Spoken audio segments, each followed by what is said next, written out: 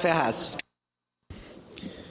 Excelentíssima presidente em exercício desta sessão, a senadora Ana Amélia, senhoras senadoras, senhores senadores, acompanhei, evidentemente, muito de perto, senhora presidente, até por conta de minha responsabilidade, designado que fui para presidir a Comissão de Relações Exteriores do Senado da República, a última reunião de cúpula do Mercosul, tema que tem sido muito debatido na Comissão de Relações Exteriores, por razões óbvias.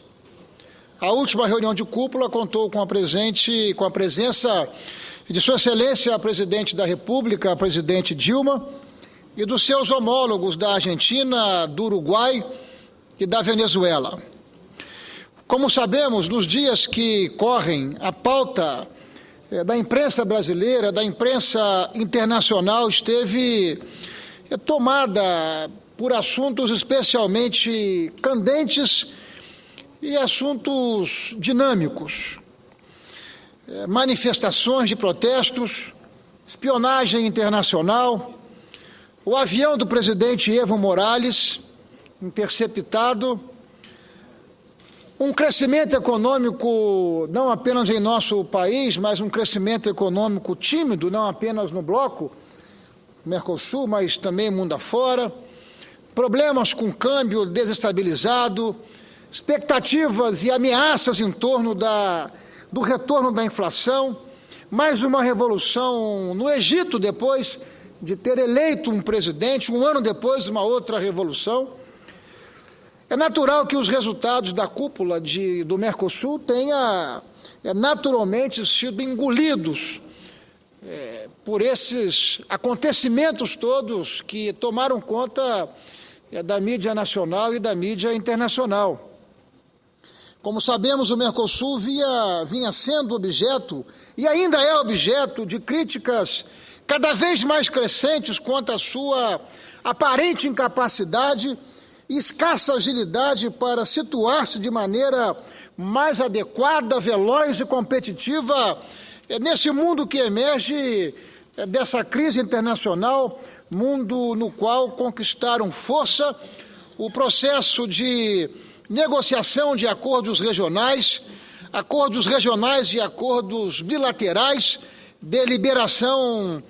de liberalização comercial, com implicações diretas sobre a geopolítica dos tempos atuais. Para sintetizar essas avaliações, trago a reflexão da prestigiada jornalista econômica Miriam Leitão em seu artigo do último dia 13 de julho. Abre aspas. O Mercosul, depois do saldo no comércio logo após ser formado, está estagnado há 10 anos como percentual da corrente de comércio do Brasil. Já foi 16% e agora é 9%.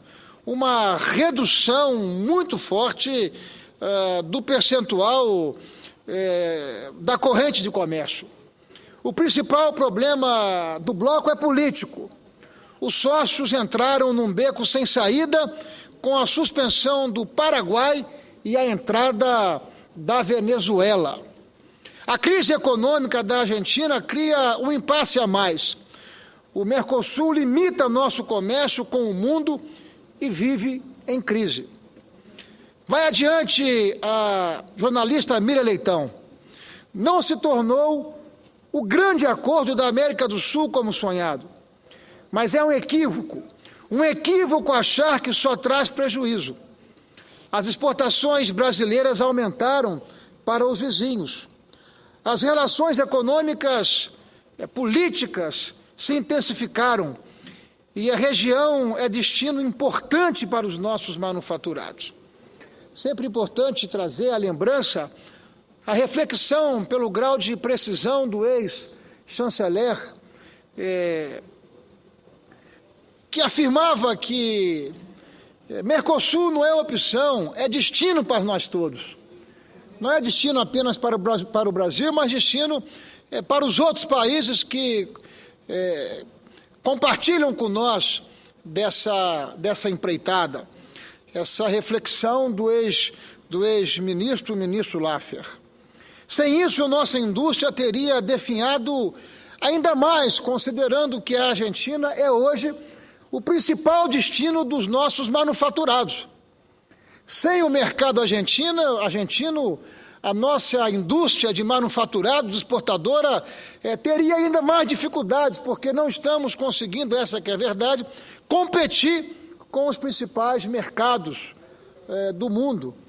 A Argentina é destino para aproximadamente 35%, 40% dos manufaturados brasileiros. Então, muito mais do que problema, a Argentina e o Mercosul é solução.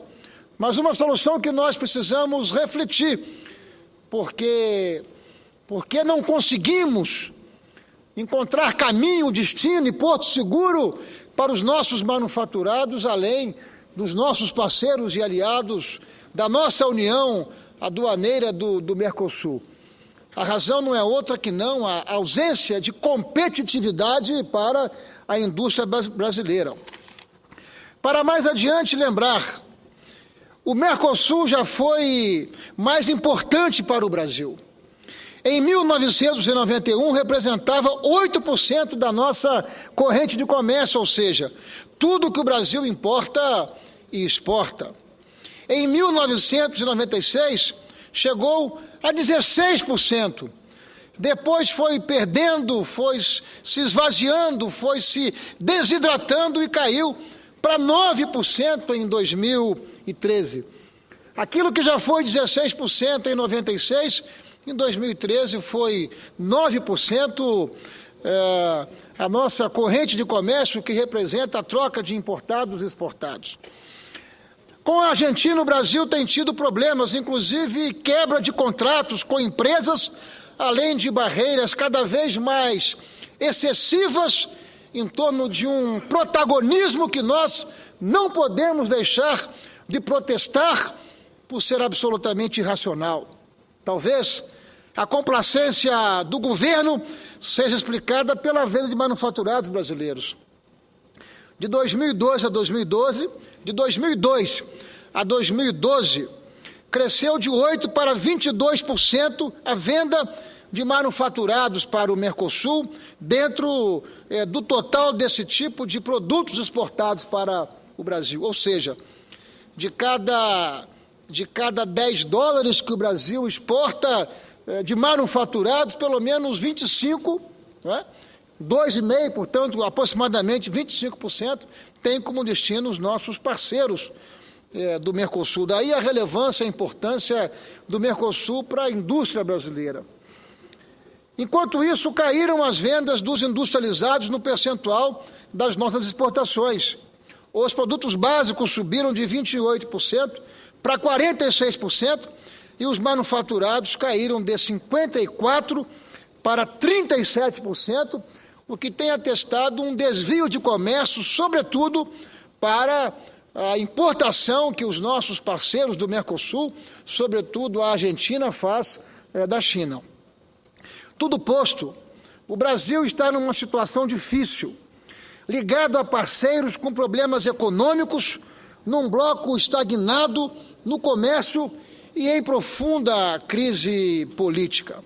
Pois bem, era de se esperar que a recente reunião de cúpula do Mercosul pudesse tratar, pudesse refletir, pudesse sinalizar caminhos e alternativas com o peso político dos nossos 4 presidentes, da urgente necessidade de nosso bloco oferecer respostas para os problemas e desafios que os nossos países enfrentam, incluindo o Paraguai, cuja suspensão, conforme anunciado, no dia 12 de julho, será formalizada com a posse do novo governo em agosto próximo. Afinal, era a primeira cúpula deste lançamento desde a Aliança do Pacífico, às vésperas do início, enfim, das negociações da parceria transatlântica dos Estados Unidos com a União Europeia, das primeiras rodadas da parceria transpacífica,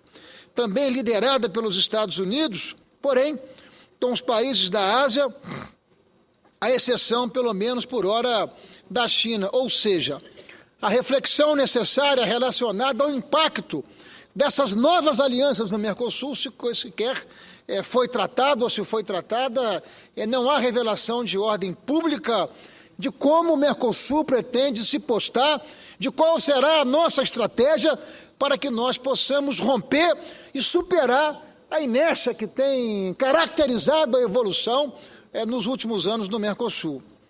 Na realidade, porém, não seria exagero afirmar que a cúpula do Mercosul foi inteiramente capturada pela agenda política dos assuntos urgentes e imediatos que nós seguramente também consideramos relevantes. Não sou ingênuo a ponto de supor que os quatro líderes pudessem, no encontro que coincidia com tantas crises e desafios, simplesmente ignorá-los, para aterem-se exclusivamente à agenda econômico-comercial da integração intrabloco das negociações extra-regionais. Claro que os quatro chefes de Estado tinham, a meu juízo, a obrigação de aproveitar a oportunidade para fazerem pronunciamentos que fizeram sobre a espionagem internacional promovida pelos Estados Unidos, o asilo do senhor Edward Snowden, o desvio do avião do presidente da Bolívia. Contudo, o exame superficial da documentação oficial que resultou da cúpula evidencia que Montevidéu, na semana passada, foi palco de conversações de natureza muito mais política que econômica comercial, como se a agenda incompleta da integração e de nossas alternativas de inserção nas regiões econômicas internacionais em fase de profundo redesenho e necessidade de afirmação pudessem ficar para um segundo ou terceiro plano como tema acessório, considerando, evidentemente, que os temas políticos que dominaram a cúpula do Mercosul foram temas importantes, mas esses temas importantes não poderiam ter excluído, porque os temas podem e devem ser tratados de maneira complementar, porque não são poucos os desafios do nosso Mercosul. Vale aqui destacar que a cúpula dos chefes de Estado aprovou 4 decisões presidenciais oficiais. Mais uma vez, todas importantes e inevitáveis, mas talvez apenas uma com implicação direta sobre o principal objeto do Mercosul, que é a integração econômica e a inserção do grupo no mapa mundi do comércio e da economia mundial.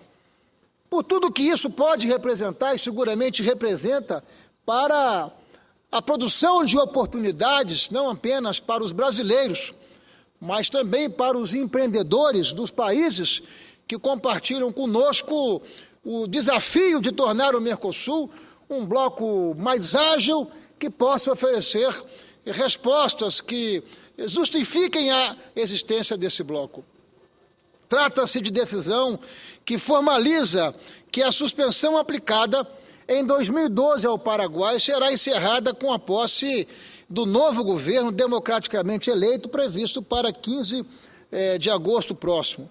As outras 3 decisões presidenciais do Mercosul sobre o reconhecimento universal do direito de asilo político em defesa da observância de obrigações legais internacionais que deverão ser aplicadas ao senhor Edward Snowden, já que um membro do Mercosul, por exemplo, a Venezuela, teria publicamente oferecido asilo ao norte-americano. Deixa, portanto, de ser até irônico que o Mercosul, ao qual está aderindo a Bolívia, publique decisão tão explícita de apoio ao Instituto de Asilo Político, poucas semanas após ou depois que o senador boliviano Roger Molina completou 1 ano de permanência na Embaixada do Brasil em La Paz, ou seja, faz aquilo que mando, mas não faz aquilo que faço. Da mesma forma que eu quero conceder asilo político, eu não concedo salvo-conduto ao governo brasileiro para que este senador, perseguido pelo governo boliviano, possa deixar La Paz e possa vir ao Brasil, porque foi uma decisão do Estado brasileiro, senador Paim, conceder asilo político ao senador Roger Pinto há mais de um ano, instalado na chancelaria em La Paz do Brasil em condições subhumanas. Ele não está na embaixada onde mora o senhor embaixador. Ele está em espaço restrito na chancelaria, onde funciona o departamento consular da chancelaria brasileira. Decisão sobre repúdio à espionagem, enfim, dos Estados Unidos contra países da América Latina, relativa ao escândalo mundial de atividades ilegais da Agência de Inteligência Nacional dos Estados Unidos na interceptação de comunicações telefônicas via internet. Tema inevitável, urgente, da maior relevância, sem dúvida, porém que também, pela leitura que fizemos da imprensa brasileira de hoje, pode causar até algum aparente e real desconforto. Porque tomamos conhecimento hoje pela imprensa, somente hoje, o Ministério da Defesa faz nota pública, publica nota pública, anunciando que em 2011, ao final de 2011, o ministro Celso Amorim, em visita oficial a La Paz, teve o seu avião violado pelo governo da Bolívia, com a suspeição de que o ministro Celso Amorim poderia embarcar o senador que está asilado em nossa chancelaria na Bolívia.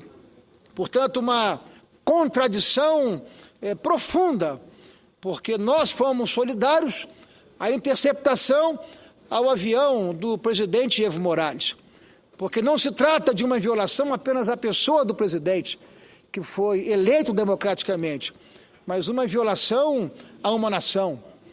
Mas fomos hoje surpreendidos por essa iniciativa condenável do governo boliviano de violar o avião da Força Aérea Brasileira, que é inviolável pelos tratados e acordos internacionais.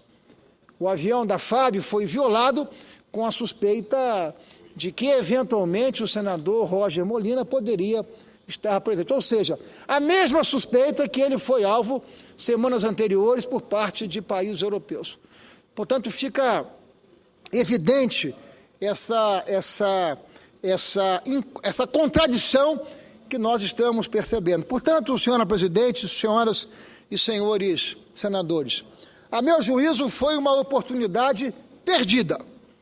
Uma reunião que deveria e poderia, não é, à luz de todos esses acontecimentos e além das argumentações políticas e das notas que foram publicadas. Portanto, de maneira resumida, o que me parece é que nós perdemos uma extraordinária oportunidade. O Mercosul não é importante, o Mercosul é fundamental. Mas os nossos chefes de Estado, a meu juízo, perderam uma excepcional oportunidade para reavaliar, para refletir os caminhos e as alternativas para o fortalecimento do Mercosul. Eu acho que oportunidades como essas não podem ser desperdiçadas. Por isso faço aqui este registro, lamentando a ausência de notas ou a ausência de reflexões que pudessem nos levar a caminhos e alternativas que pudessem fortalecer o Mercosul, por tudo que o Mercosul representa, enfim, não apenas para a nossa economia, mas para a economia dos países que compartilham conosco desse bloco. Mas não apenas as preocupações econômicas e comerciais, também as agendas de integração no campo social, no campo cultural, por tudo que nos une, inclusive a reflexão do papel do Brasil como país líder, como maior economia do continente, à luz daquilo que estamos observando. a divisão da América do Sul em dois países, a América do Sul do Atlântico e a América do Sul do Pacífico, quando os esforços deveriam, a meu juízo, serem direcionados na direção da unificação e do fortalecimento da nossa região. Muito obrigado, senhora presidente. Muito obrigado, senhoras e senhores senadores. Cumprimento.